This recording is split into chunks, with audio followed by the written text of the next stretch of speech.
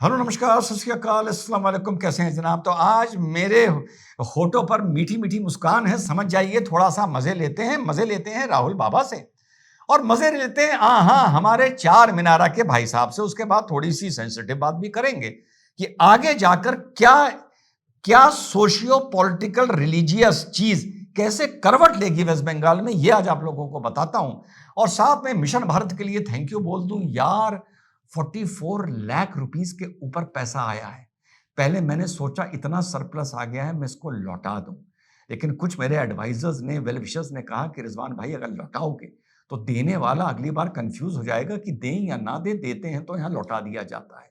He will be और she will be, that person will be disappointed. तो एक elaborate programme बनाया है इस मनी को बिल्कुल परफेक्टली यूज करने के लिए। एक तो I am on a lookout of कि मैं एक छोटा सा 1 रूम एक एस्टेब्लिशमेंट बनाऊंगा with a washroom and a kitchen and all, और किसी एक्स आर्मी पर्सन को मुझे एडमिनिस्ट्रेटर बनाना है, क्योंकि मुझे पता है अब आप लोग मेरी मदद कर रहे हैं। तो एक वहां का मुझे परमानेंट एडमिनिस्ट्रेटर बनाना है जो वहां रहे और पूरा इसे कैंटनमेंट मैं कर दे। मैं तो एक हफ्ते में 36 घंटे के लिए वहां जाता हूं। वो एकेडमिक्स भी देखे, वो एक्टिविटी भी देखे, और बच्चों के अंदर जो बिल्कुल भर दे राष्ट्रभक्ति, पहला। और दूसरा, हम लखनऊ से या बाहर से expert commentators, expert special lectures and activity कराने के लिए यहां से लोगों को ले जाएंगे, जिनको हम कुछ पे करेंगे, ताकि बच्चों को वहां बैठे बैठे अलग अलग तरह का एक्सपोजर मिले and they come across different people, कि उनके अंदर कॉन्फिडेंस आए। और तीसरा, जब लखनऊ में किसी अच्छे स्कूल में या कहीं कोई एक्टिविटी, स्पोर्ट्स डे या कुछ होगा, तो हम बच्चों को वहां लाके उनका परफॉर्मेंस करवाया करेंगे, कम से कम 2-4 हजार लोगों के सामने, जिससे उनका कॉन्फिडेंस बढ़ेगा। तो इस मनी को हम इस तरीके से यूज करने की फिलहाल सोच रहे हैं। Love you so much man. आप लोग कितना ट्रस्ट करते हैं और कितना आप लोगों के अंदर नेशनलिज्म है। अब आप बात करते हैं थोड़ी कॉमेडी की। राहुल गांधी ने एक ट्वीट किया। वो ममता दीदी के साथ खड़े हो गए। उन्होंने कहा कि भैया देखिए, ऐसा है कि जो लोग भी खुश हो रहे हैं, they are gloating about the loss of TMC. जो टीएमसी हारी है, भले वो कांग्रेसी हो या कोई और पार्टी के भी हो, ये खुश होने की बात नहीं है। बीजेपी ने जो असम और वेस्ट बंगाल में चुनाव चुराया है, ये बीजेपी एक कदम डेमोक्रेसी को खत्म करने की तरफ बढ़ चुकी है, और हम सबको मिलकर इसके खिलाफ लड़ना चाहिए, जो चुनाव में बेईमानी करके बीजेपी वोट चुरा रही है और जीत चुरा रही है।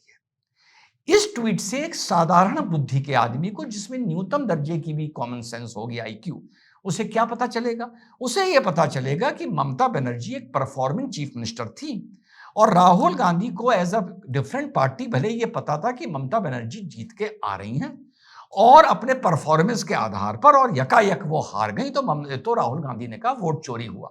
यही समझेंगे ना आप। मैं अपनी ब्लैकी को भी बताऊं तो वो समझ जाएगी कि हाँ भैया, ये तो सीधी बात है। अब चुनाव से पहले का एक वीडियो इसका लेके आया हूं। देखो यार, क्या कॉमेडी की और बेवकूफी की प्रकाष्ठा है।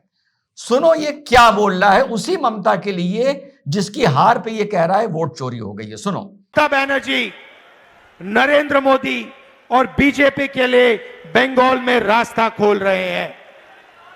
दूसरी बात, ममता बनर्जी के लिए कैसी शब्द शैली यूज कर रहा है, ये पढ़ा कहां है, इसकी क्या तरबियत हुई है, नेहरू गांधी फैमिली में जब ये छोटा था इसको किस तरीके से ट्रेन किया गया है, वो आप खुद समझ जाएंगे। सुनिए। क्योंकि वो सही सरकार नहीं चलाती, भ्रष्ट सरकार चलाती है, रोजगार नहीं दिलवाती, विकास नहीं करती। नतीजा क्या है? बंगाल में बीजेपी की सरकार कभी नहीं आनी चाहिए, मगर आपके जो चीफ मिनिस्टर हैं ममता बनर्जी, वो बीजेपी के लिए बंगाल में रास्ता खोल रही है। यह सच्चाई है, और इस सच्चाई को कोई नहीं नकार सकता। जी हां, ये सच्चाई है, और इस सच्चाई को कोई नहीं नकार सकता। वो बोल गया, कोई नहीं शायद डकार कर सकता। तो साहब, अब इन दोनों चीजों को मिला के समझा दो कि ये आदमी क्या चीज है यार। ट्वीट को इसकी इस बात से जोड़ के समझा दे मुझे कोई। ये एक ही आदमी बोल रहा है मेरे भाई, और अगर बोल रहा है तो उसकी आईक्यू क्या होगी? ये तो हो गई मूल बात। दूसरी बात मजेदार पकड़ी आप लोगों ने। ये खुद नेशनल पार्टी है, खुद कहता है हम बीजेपी का ऑल्टरनेटिव है, यही कहता है ना। वेस्ट बंगाल में टीएमसी अलग चुनाव लड़ रही है, चलो कोई बात नहीं। और ये बंगाल की जनता से कह रहा है तुम्हारी मुख्यमंत्री भ्रष्ट है, रोजगार नहीं दे रही, काम नहीं कर रही, इसके मारे बीजेपी पावर में आ रही है। इस आदमी के बैक ऑफ द माइंड में ये नहीं आया कि ये भी कह सकता था कि ममता ये नहीं कर रही है या गलत कर रही है, इस मारे कांग्रेस पावर में आएगी, तुम कांग्रेस को वोट दो। इसके दिमाग में भी ये बात नहीं आई है, both national party BJP and Congress. यानी ये चुनाव से पहले माने बैठा था कि अगर लोग ममता से नाराज भी होंगे और किसी नए को वोट देना चाहेंगे तो वो कांग्रेस नहीं होगी, वो बीजेपी होगी। यार क्या ये नेता है यार। और बात आई नेता से, जब ऐसे नेता की बात कर रहे हैं तो इसी किस्म के और नेताओं की भी बात कर लें। भाई ये याद है आपको जो वेस्ट बंगाल में डिप्टी सीएम नहीं मुख्य सीएम मतलब मुख्यमंत्री बना रहे थे, नहीं याद है? सुन लो ना। मैं आपको कह रहा हूं कि हुमायूं कबीर साहब ने जो बोला डिप्टी सीएम नहीं, सीएम की लड़ाई लड़ रहे हैं हम लोग।